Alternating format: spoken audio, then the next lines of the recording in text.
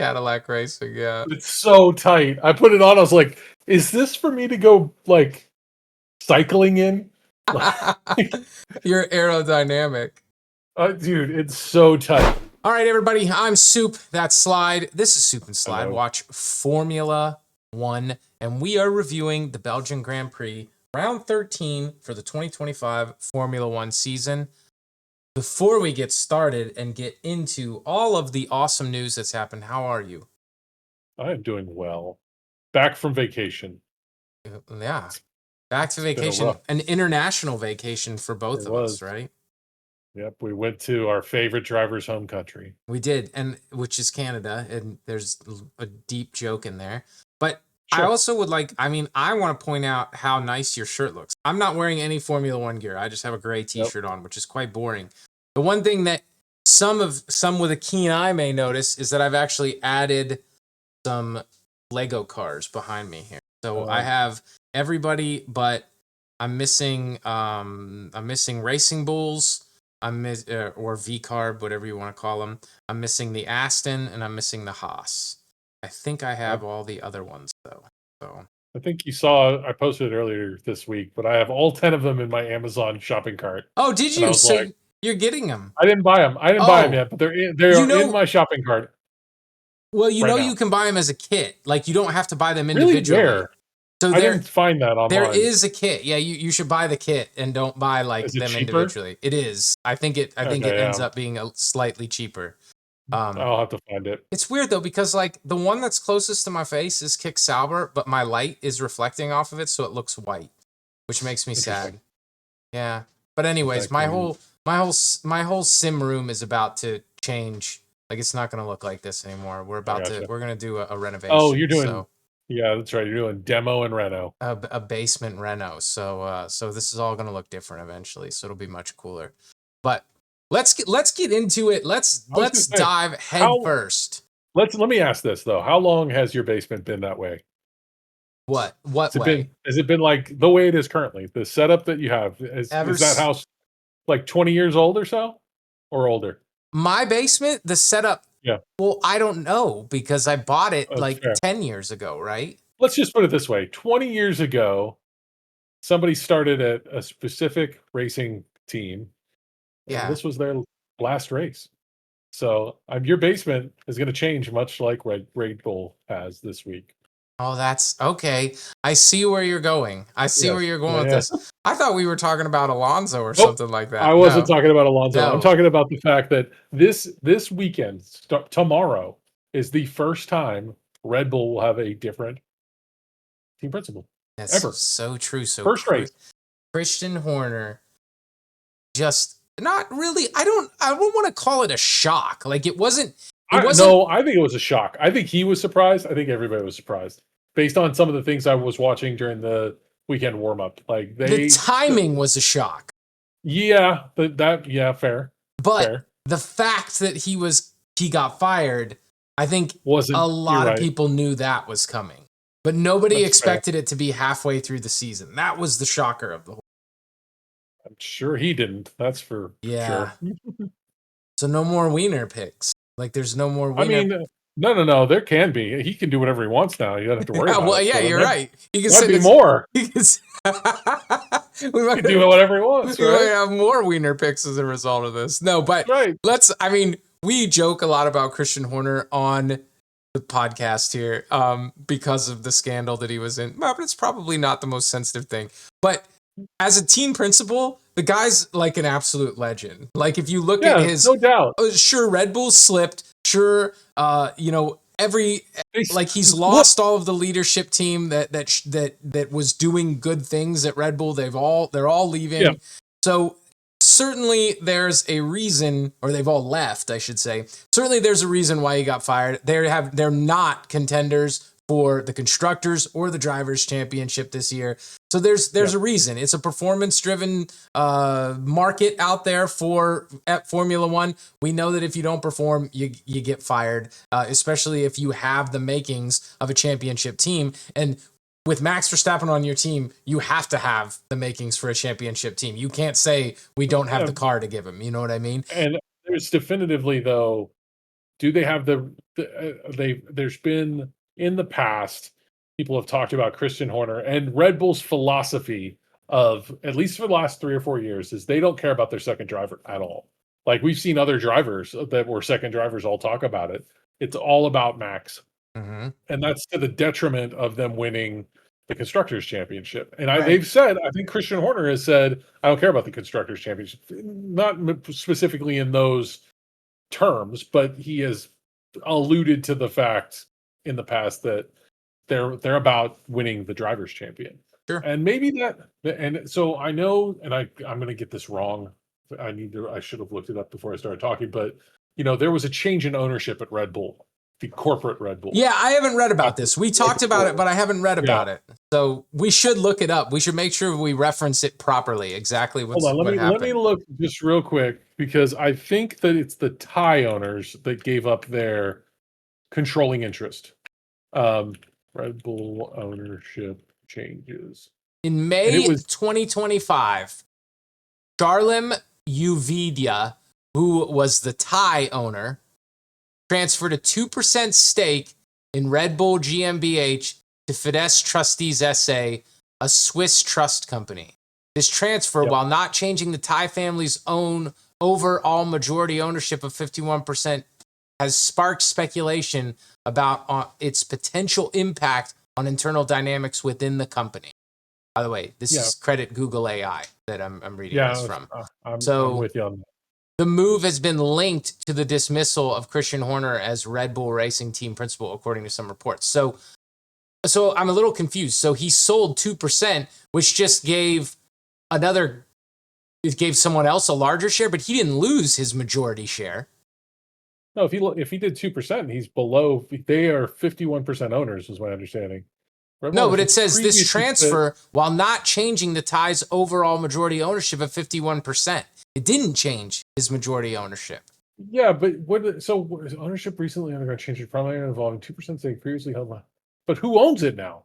To Fides Trustees SA. Well, it's only 2%. It's only 2%. Yeah, but that's the ownership is then 49% them, 49% the Mateschitz family, and 2% some randos. So if that 2% group doesn't like Christian Horner, they control what happens at that point.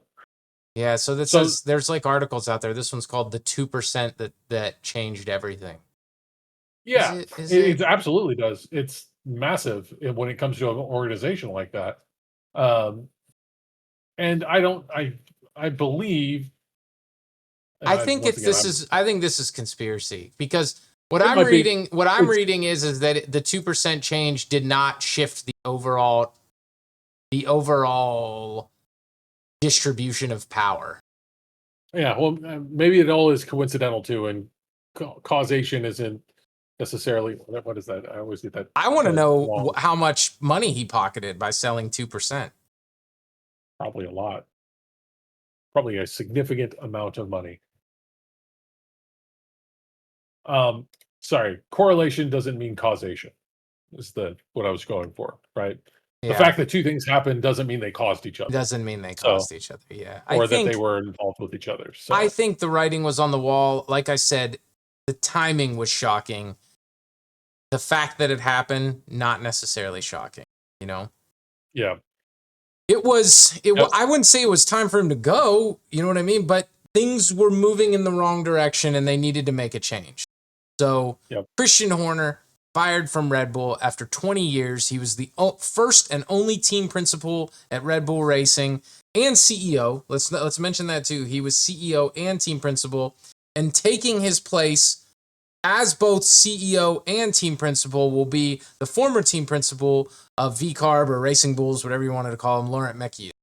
And then taking over team principal for Laurent at the Racing Bulls will be Alan Permain, who I believe was the sporting director at Racing Bulls before that, and he's promoted to team principal. So, kind of in a weird series of events that like this is the only team where this crap could happen. We're going into the first race after halfway through the season, the second half of the season, 2 new team principals right off the bat. But team principal one is has been a team principal. He's just team principal of a different team now all of a sudden. So I guess the question is this going to have any effect on Red Bull? Like, is it a good thing that, I mean, is it something that's going to change the rest of the season? I don't think it'll change this season, obviously, but I do think what I'm curious about more than anything else is to see the effect on Yuki Tsunoda, since we have essentially his what was his former team principal now coming across and understand and have history with him and everything else. I hope that's a boon for the Red Bull team from that perspective, where you see maybe an uplift on what happens with Yuki Tsunoda and see him doing a little better, because as we've all seen, he has struggled. It's been painful, right? It's been painful. Put it lightly, yeah. Like, to be very nice painful. about it. It's I know. Yeah. And so I hope that this change helps him out. Yeah, I do too. I don't know what what effect that'll have on VCarb, because this season, does it matter? Yeah, it might be the same. Yeah, But we've seen, other than obviously last race was a very rough race for VCarb, but before that, we saw Liam Lawson did great in the Austria Grand Prix.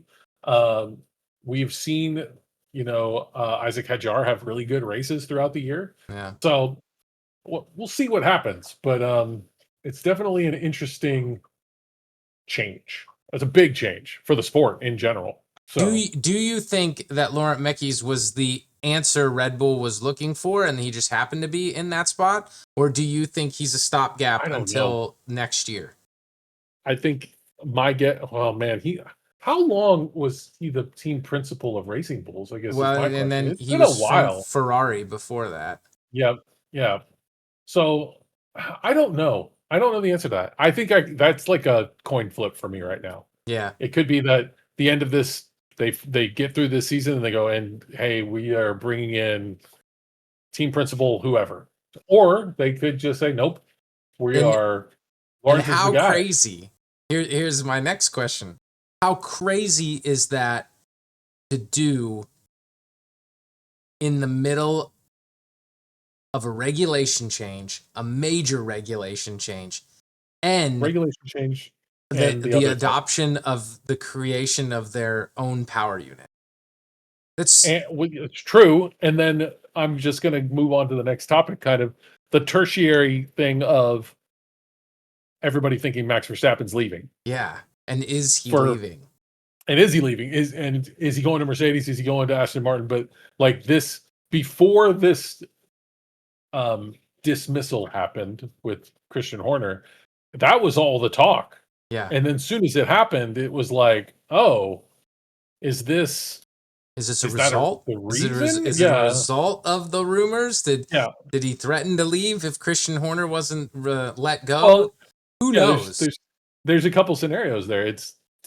Did he threaten to leave if they didn't get rid of Christian Horner, or quite frankly, did his dad do that? Would be kind of what I'm thinking there. Did he already? He's saying that. You're saying that because Jos Verstappen, we all know that he's very vocal about not liking Christian Horner. Yes. So there's that. The second thing that's possible is that Max has already signed with Mercedes, or already given notice, or done something, and they said, okay. That's my. Yeah. That is exactly what I think. And I think I've said that in the past couple podcasts and live watches that we've done. The deal is done. Verstappen is gone. I think that the only reason there was a long discussion and a period of rumors is that they had to figure out how to get him out of his contract. There's a whole bunch of rumors now that say something like, if after the summer break, if Max Verstappen is in 4th place or lower, he has a clause to get out of his contract and be able to start moving to other teams. Yeah. I don't think it matters. I think we all know that the contracts are just pieces of paper that are kind of reassurances, but they're not the Bible. People are going to break them. People find ways around them. And the other part of that is, I know that the thing I heard was that in order for them to do this, they needed, Toto Wolff couldn't just do it, because Max has a buyout clause with Red Bull. Yeah. that he can, if a team pays him like 100 million euros or something of that nature, it's that level of buyout, right? If they do that, he can leave. And there was a talk. I remember reading articles, and they are obviously, this is all rumors, and none of it is. This is like pretend like we're watching Fox News right now. But we're not based in reality. yeah, well, but it's possible Yeah. that they had to have the chair of Mercedes-Benz approve the money, Yeah. you know, Because it's that such they, a large sum. yeah, because it's massive. Like Yeah. 100 million euros is like a lot. So, But it is a logical answer to the timing shock, right? Why would you fire sure. him halfway through the season? Yeah. Because he lost Max Verstappen. And if we all look at the performance, we just were talking about Yuki Yeah. Tsunoda. We talked about we've seen Liam Lawson. We saw them get rid of Sergio Perez. Like, but in fairness, Checo was doing a good job until the end of last season. Yeah. Like, but well, think about it. You're the Red Bull board or owners, whatever it is. I don't know how they're structured. Just imagine you're in charge of Red Bull and you see how the season is going. Yep. You know that while Christian Horner has done a fantastic job, let's not forget that he did an amazing job with Red Bull Racing until recently, until the past year. Once again, you said it earlier, and realistically, last year Max won the drivers' championships. Like, so you can't really fault him for that. And the year before that, that was the most dominant year, the best Formula One season you could ever have, right? But so but the cracks are starting. The cracks are starting to appear on the ship, right? The water is starting to leak. You have Adrian Newey leave. You have the team principal for Kick Sauber, whose name escapes me at this point, but Jonathan Wheatley. You have Jonathan Wheatley leave. You have this scandal that came out that we can talk about because we're not British press, but this scandal where he's apparently sleeping around, or at least trying to sleep around with one of his assistants or some employee at Red Bull. Yeah, Red Bull Racing employee, yeah. And then you have a crash in performance. Your second car since Sergio Perez has not performed at the level of your primary driver, even though it is Max Verstappen. You would expect them to get a little bit closer than they have been. And then all of a sudden, you're the board, and Christian Horner comes in and he says, "Hey, Max Verstappen signed with Mercedes. Yeah, you're fired. Bad news. Yeah, yeah, you're out of here. Like, no doubt about it." So you don't have a choice at that point. You have to say, "Hey, you have lost control of this ship. It's time to move on." So that's what sounds. I think that is the most logical. From the outside looking in, that is the most logical solution to what happened there. And I think we will find out either right when the silly season starts or sometime during the summer break, which is when the silly season starts, that Max Verstappen has signed with Mercedes. I think it's a done deal. And if you're Max Verstappen, it is the smartest thing to do at this point in order to keep yourself in contention for a driver's championship. So I will debate you on that point. And the only thing I'll say is that it might be smarter to write off 2026 as Max Verstappen. There was a rumor out there that he was not going to race in 2026, maybe. No, I'm not saying. I'm saying you just race with Red Bull. You see what happens. You go, "Hey, I'm Max Verstappen, 2027. Who's the best? Who figured it out?" And whoever figured it out, you go, "All right, I'm going to hop in your car now." And literally, it doesn't matter what team it is. It does matter what team because they have to have the funding. But whatever team that is, they can have him. He can go wherever he wants. He has that level of blank ticket. So there's a possibility that he could do that. But I think that's the other direction that could go, is what I'm saying. So I don't know, though. It's interesting. If you were planning on leaving now, if you wanted out, if you wanted off the ship, Mercedes is the smartest place to go because you know that at least they're going to have the right power unit. At least for the next 2 to 3 years. And or theoretically, he could go to Ferrari, but obviously he can't. He's like, that's Ferrari. I know. I'm just saying, if you're talking power unit, there's two that are proven reliable power units. But actually, So, but arguably Mercedes is a Honda. better power unit. Like arguably, Yeah, that's fair. we could I mean, debate about it, but yeah, I think if you're Max Verstappen and you have the choice, you're going to pick the Mercedes. yeah, we got a duel. You're giving me shit. Yep. So, Yep. But yeah, I don't know. It's an interesting thing. I mean, the memes have been great from it. Is probably the best thing that I can say about all the things that have happened in the break Right. here. I've been fooled by a couple of the stories, especially the ones where they're like, "Here's some pictures of Verstappen and Toto Wolff," and then like you scroll three in and they're making out, and it's obviously an AI generated picture. But that between that and the astronomer CEO things, I've seen so many Max Verstappen being held by Toto I was trying to Wolff figure out what you were talking about. The Coldplay concert affair. Yeah, that thing where there's a lot it's recreated with Toto holding on to him, and then we had this whole Sardinia plane thing that people were like, their private jets are in the same location right now. For 7 hours they were together. It's like it's a long time to spend with your boss. I guess I don't. Well, two different planes though. You can leave whenever you want. That's true. They have enough money to be comfortable. And both their boats were there. Apparently, I didn't realize Toto also has a massive mega yacht type of thing. Of course. Why wouldn't you? Yeah, why not? Why not? I'd have one if I was them. That's true. We should probably get it. We probably should get a nice boat. Probably something bigger than a pontoon boat. So I don't know. Our pontoon boat was pretty big on vacation. I know. I saw it out of the water. A lot of Canadians. So I saw it out of the water, and it was massive. It was massive. No, I saw it too. When I picked you guys up, I saw them. That's right. So that's pretty much all of the news that's happened between British Grand Prix and Spa, which starts tomorrow.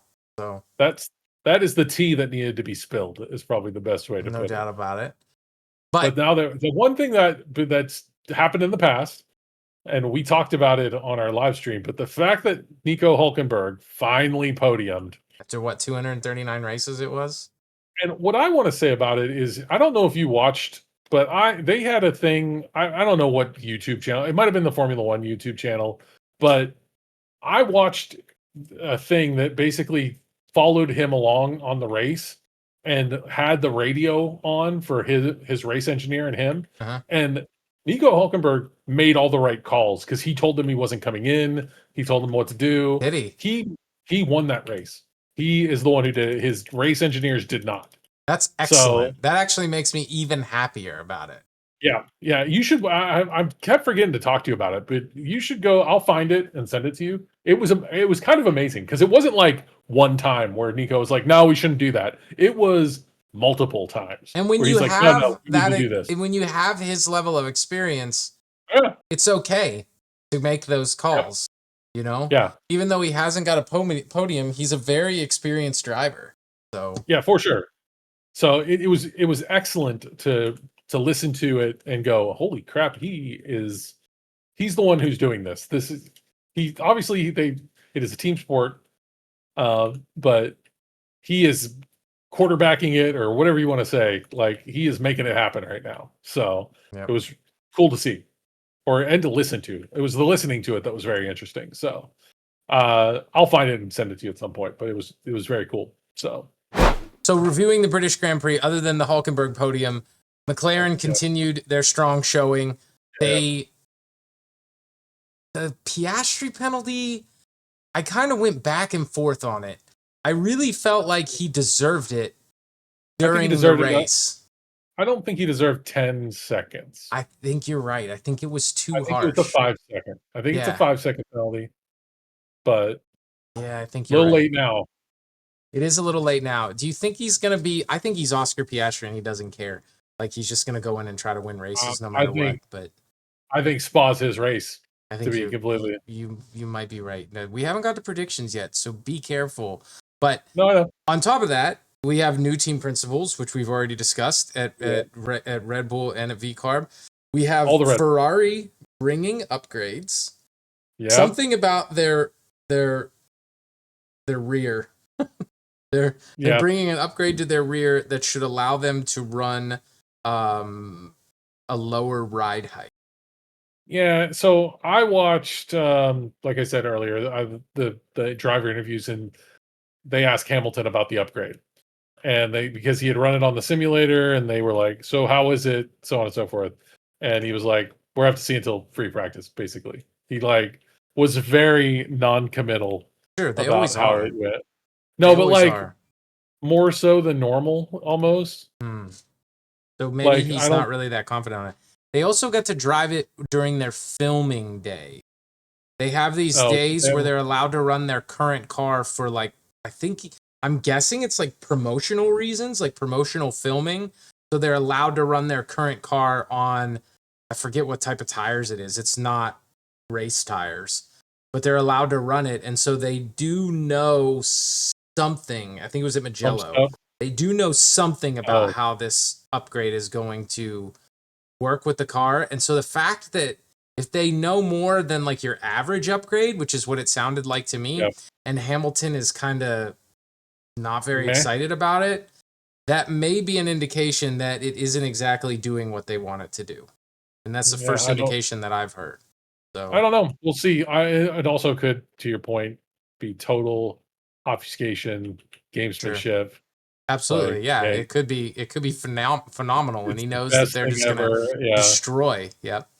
So another interesting thing about Spa, other than the fact that it's like probably, I think like Suzuka, they always pump up Suzuka about being such a good track, and Suzuka is a great track, but Spa is like Spa's so S good. tier, like Suzuka's Yeah. A tier, Spa's like S tier. But Everybody loves Spa. Drivers, sim racers, motorsport fans. Spa just is kind of a legendary track because it's a long lap. It's a long lap, yeah. but it's a flowing track with the exception of a chicane and a terrible turn one, and then like most of the corners are really fast. So it's a very cool track, and I'm very excited to watch it. I actually, even though there is drizzle and rain, like drizzle or rain, and the weather's kind of always up in the air at Spa, even though that's predicted, I kind of want to see a dry race because I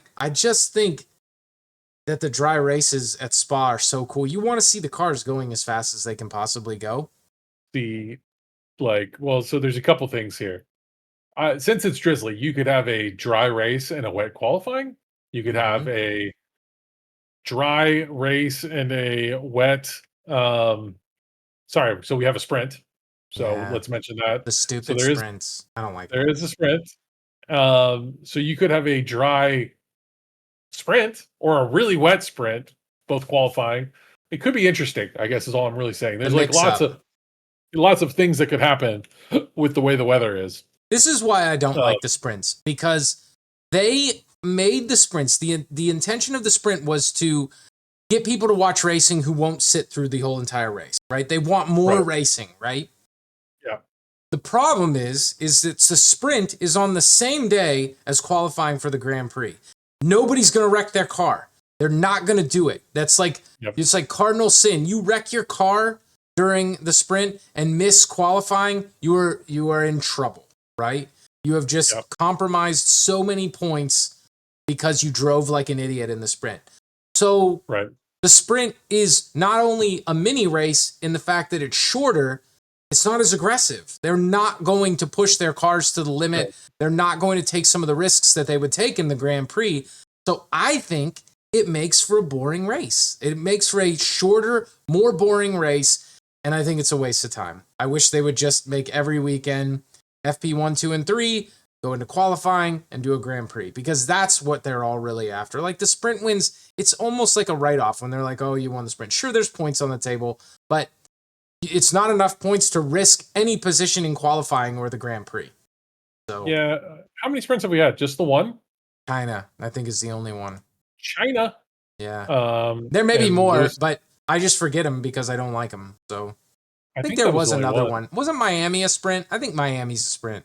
I think Oh, was it? China, Might have been. Miami, and now Spa here. And I think there's 6 total before the end of the year. But I don't There like has to have them. been more I than wish one. I wish they would just get rid of it. I don't like it. Not a sprint fan. But they're also another interesting thing to mention is that Pirelli is introducing the hard is going to be the C1, which is the hardest compound that they have. They go C1 through 5, or do they go to 6? I think they go to 6 this year. I think it's C1 through 6 this year. C1 is the hard at Spa this weekend. C3, so they skip a compound and go to C3 is the medium and C4 is the soft. So everything's more on the harder side. And I guess the logic behind that is Pirelli wants to ensure that it's that a 2-stop race is really the optimal strategy. They want to have 2 stops. That was my understanding of why they were doing what they were doing. They wanted to force a 2-stop. So I don't know. We'll see what happens. We will see what happens because it makes sense. Like if you had the C2 and the C1, that's what they're going to run. They're going to do a medium hard strategy and it'll probably make it as a 1-stop. But if you have a C3 and a C1, then will that medium last as long as it needs to? Probably not. So I'm guessing we'll probably see a medium hard or a medium hard strategy or a medium hard medium, something like that. But I don't know because they know way better than we do, and they always predict it beforehand. And we might not see any of that if it's wet. We might not see any of it if it's raining. Change a plan and just blow it all up. We're gonna do whatever we need to do to get through the race, and then it just becomes the game that it was at the British Grand Prix, which is a great race. It was one of the most exciting races of the year. But it's when do you go to slicks and when do you go to inners, and we don't want to use the wets. We never want to use the wets, but they don't let you for the most part. Like they call the race before that happens. Pretty much, yeah. I mean, when have they put? I think one time we saw wets this year. Somebody put wets on at one point. Really? Maybe it was maybe I'm thinking of last year at the Brazilian at Sao Paulo. Brazilian Grand Prix would make a whole lot of sense. Yeah, I think somebody put wets on, like gambled and decided to put wets on. So, and then the last question that I have for you is which teams do you like? Ferrari brought upgrades this weekend, right? I think there's a rumor that Williams may bring some upgrades or just brought upgrades. They're bringing upgrades. Yeah, and they've got a little bit of a reliability issue in the last couple races, which kind of is upsetting to me. But at what point do the teams, especially teams like Williams, and teams like Alpine and Haas, like mid to low level teams, at what point do they throw in the towel and say we need to start just 100% focusing on 2026 and forget this car? Just on that comment, it's interesting you say low to mid tier. I don't think there's a low tier now.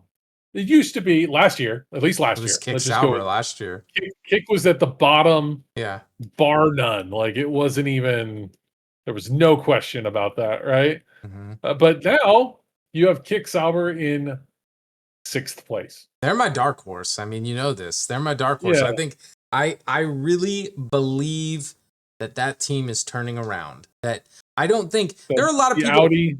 Dude, I was listening to a podcast and they were like, they were talking about, it was like the ESPN F1 podcast, and they were like, nobody would have predicted Hülkenberg on podium. I was like, we did. Like, we talked about it in the preview for the British Grand Prix, and I don't know if it was a preview for the British Grand Prix, but at some point in the last couple podcasts that we've done, I said Kick Sauber's going to podium before the end of the year.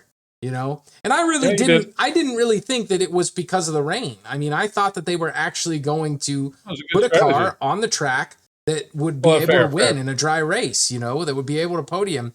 But maybe I'm jumping the gun a little bit. Maybe that's a little bit too far. But I don't think it was a mistake. I don't think it was like fluke. It wasn't a fluke. It wasn't a fluke. Yeah. They and you even mentioned it with Hülkenberg making all the right strategy calls. But it was also the pace. The car has the pace to be able to keep up and defend that 3rd place position that they earned because of very good strategy and very good pace. Yeah. So he had a Ferrari behind him. He did. He had a Ferrari behind him. And he overtook a Ferrari, the same Ferrari he overtook earlier in the year. So with arguably the best driver ever. Right now, ever is what you have to say. Yeah, is he the top driver? That's a good question. Is he the top driver in the field right now? I don't know the answer to that. I think you have to give it to At least currently, you have to give it to Verstappen. You have to give it to Verstappen. You just have to. Like, He's it's Max tough to Verstappen. deny greatness. Yep. Yeah. So. Yep. And he has his own song, so like I don't know. I know. I wish I had my own song. I feel like I should pay somebody to do that. That would be cool. Just walk around. Just a hype man that walks around. Yeah. Going, Why not? I'm a famous YouTuber. I need that. So it's true. Way to go, Jake Paul. Yeah, I won't start boxing. I promise you that. It would be not. I mean, and Jake Paul apparently, I don't know. I watched him box Mike Tyson, but I haven't ever boxed him before. But people say that he actually isn't a bad boxer. Like, he actually does have some talent. I wish I was actually a good sim racer. Like, that would be nice if I could be a YouTuber that was actually a good sim racer. But what did he do? What was his YouTube genre before he decided he wanted to fight Mike Tyson? I never watched it, so I couldn't tell you. All right.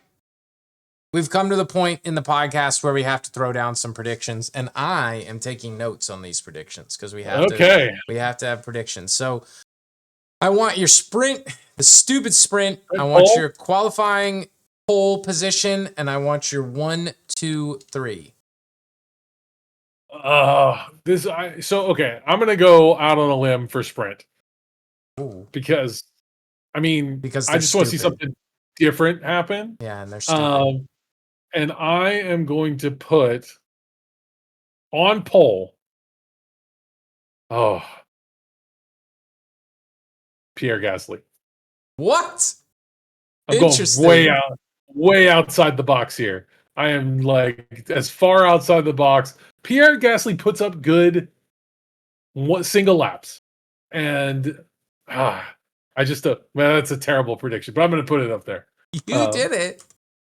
I think we'll give it a go. Okay, and who is your 1, 2, 3 for podium? I don't think he's going to hold on to anything. I think that the McLaren boys are going to come in 1, 2. And in what order? I think I'm going to go for this. I'll go Piastri, Lando, and then we'll say that we get a Hamilton third place. We'll see that. I'll bet on the Ferrari upgrades actually being worthwhile, or slightly worthwhile. Interesting. All right. So just to recap that, because I want to make sure I get this right. You have Pierre Gasly getting pole position for the sprint. You have Piastri winning it with Norris in second place and Hamilton in third. Yep.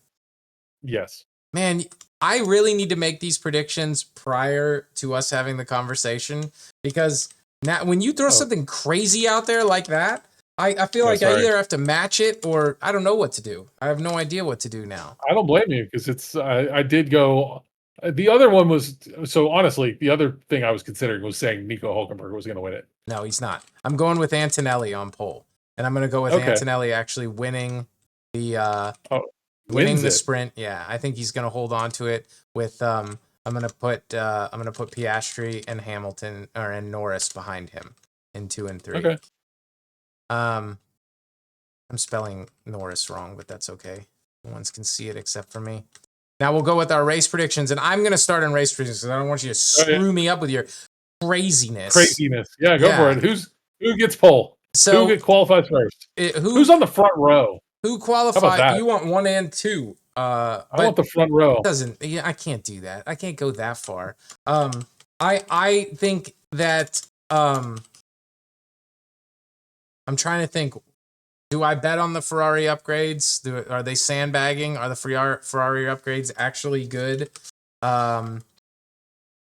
We know that Mercedes did well last year. We know it's going to be cool, but it also might rain. Do I go with the safe bet, or do I go with something a little crazier? Oh, man. Pole position. I'm going to give. Here's my prediction, and this is not necessarily based in any fact, but I think it probably stung last year that he won the Belgian Grand Prix and did not get the actual win. So I'm gonna go with George Russell on pole and George Russell winning the race. I'm gonna go with And I'm going to put Antonelli in second. I think it's going to be a Mercedes weekend, and then I'm going to put Norris in third because I think. Wait, so you're saying for the win, you're saying what was your pole position? George Russell. I think it's Mercedes. George, it's all Mercedes all the time. Okay. Yeah, I'm going George Russell, Antonelli, and then I'm going to put Norris in third. And I honestly, George has something to prove. I think, I think that, and I also think that I think there's going to be a crash. I think Piastri or Verstappen, or I think there's going to be some. If Piastri finishes the race, I'm wrong. Okay, like he's going to finish in the top 3 if he finishes the race, barring some sort of penalty. Yeah, barring some sort of penalty. Okay. But yeah, I do. I think Norris. I think Norris is taking command of that. I know that Piastri has had a really strong first half of the season, and that Norris kind of struggled with the car handling. Yep. But I think that Norris is coming into form, and I think as we get deeper into the exhaustion of the season, not that Oscar Piastri isn't super talented and not that he isn't an amazing racer, because he absolutely is, and he's absolutely cold as ice. But I think the experience that Norris has is going to win out, and he is actually going to pull away with the Drivers' Championship by the end of the year. So, well, I don't. My opinion is that this is Oscar's track. So I don't think this is the race where that happens, unless, to your point, something happens where there is off-track shenanigans going up Rouge, something. So I would say I do think for the race itself that Oscar is going to take pole and go pole to pole and win the race. Interesting stuff. I think that's what's going to happen. I think that there is a strong possibility, and this is so. There's really 2 predictions here, right? It's if it's wet or dry. I think I have like different people. I understand, who would be up there. But you can't do that. I'm gonna hedge my bets, and I'm going to say Verstappen comes in second. It's a safe bet. I think if it's wet, he's up there. Although, we saw what happened in Silverstone. Like, and by the way, the characteristic. I'm not going to say anything. I'm not even going to say anything. What I will say for the benefit of our audience, and I'm not saying it for the benefit of you because I want you to be wrong. I want to be right. But the characteristics of Silverstone, the Red Bull car, Silverstone. Well, you can say it either way. You're absolutely right. We had a discussion about that. British people say it every way. They say Silverstone. They say Silverstone. They say it all kinds of different ways. So it doesn't matter how you say it. So I'll probably say it. I mean, the American way would really be Silverstone, and I'm straight up American. Yeah. So the characteristics of Silverstone and the characteristics of Spa are very similar. 2 different things. So it's no, it's similar. And so high speed corner, and so I think that they'll run that low downforce rear wing again. Oh, the small one. And if they do that, even if he gets pole position, if it's wet, it's going to be the same problem. He's going to have the same issues. Fair. Yeah, he won't be able to go as fast. So regardless of who his team principal is, right? Because they're not going to be able to change anything that quick. So I mean, you can put Verstappen as number 2 in there, but I think he's going to have problems if it rains. It's fair. I'm not changing anything. So I have Oscar and then him, and then I'll put Lando in third.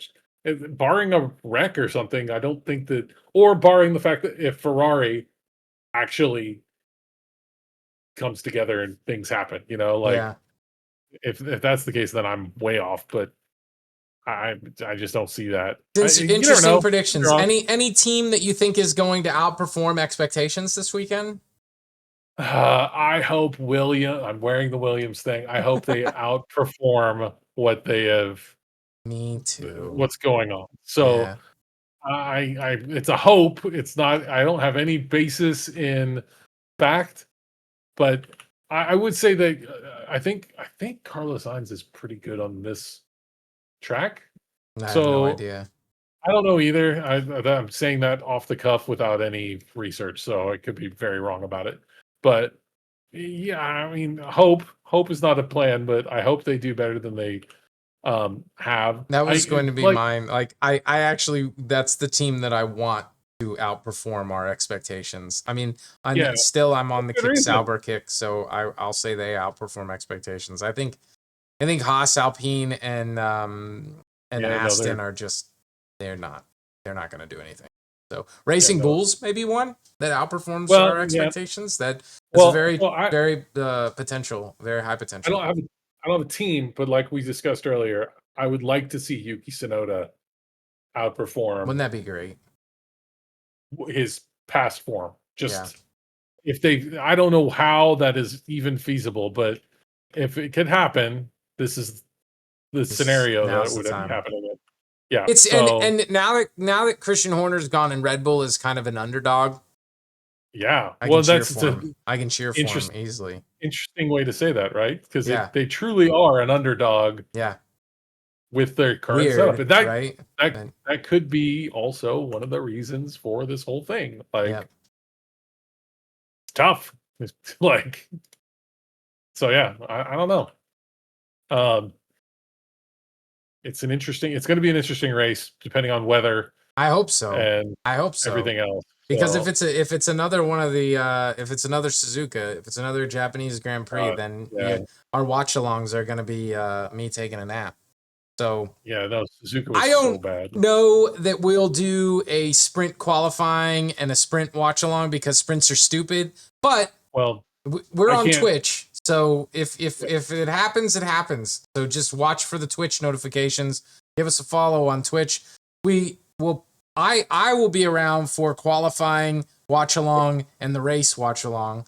I know you're traveling, so no, I should be on for the race.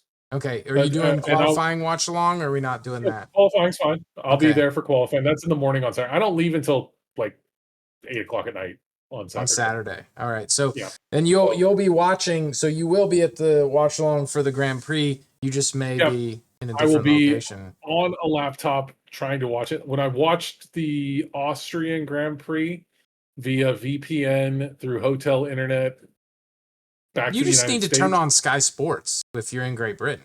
Well, if I can. So the hotel doesn't have Sky Sports is the problem. Ugh, that's terrible. I know it's terrible. Because really I was going to bad. say, if you can find, even if you go to a bar or something, well, that might be weird, like with your laptop and stuff.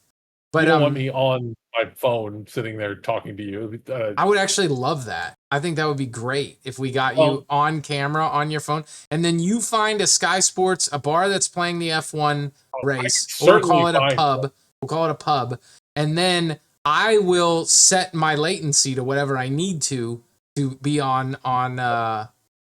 So I can go to the F1 arcade in London. Is massive. Yeah. As now we're talking. And it is the arcade. They have the full racing sims there, like type of thing for F1. Yeah.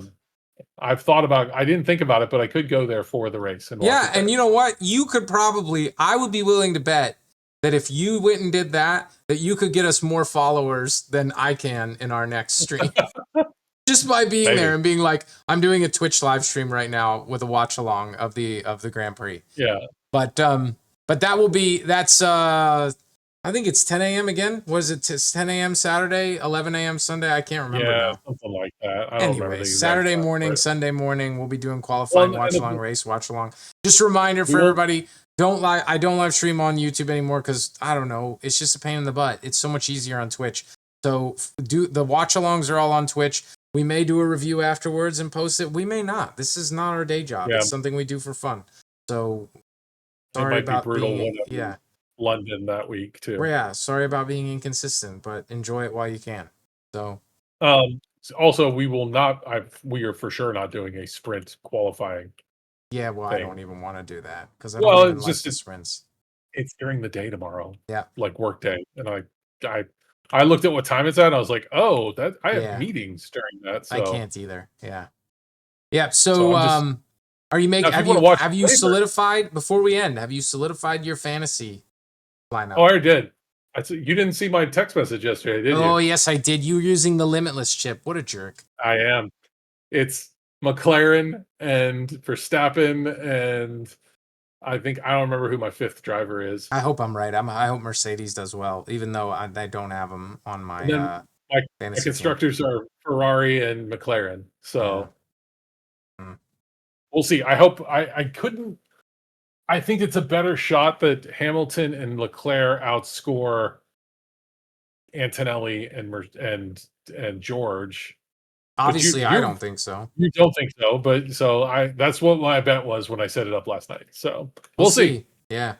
I think when you make a prediction and you flip the coin, one side is Ferrari and one side is Mercedes. Like you're not gonna get a mix. You're not gonna get one Mercedes and one Ferrari. Like you flip the coin, you're either getting both of them on either one side or the other. Unless there's an accident. Right. For sure. That's the only way you get one half. So for sure. All right. Well, we'll see. We'll see what happens. Spa's coming up this weekend. Like I said, qualifying watch along Saturday morning, Grand Prix watch along Sunday morning on Twitch. Give me a follow, give me a subscribe. Soup SS0OP. I'm Soup. That's Slide. This is Soup and Slide. Watch Formula One. We'll catch you guys next time. See you guys.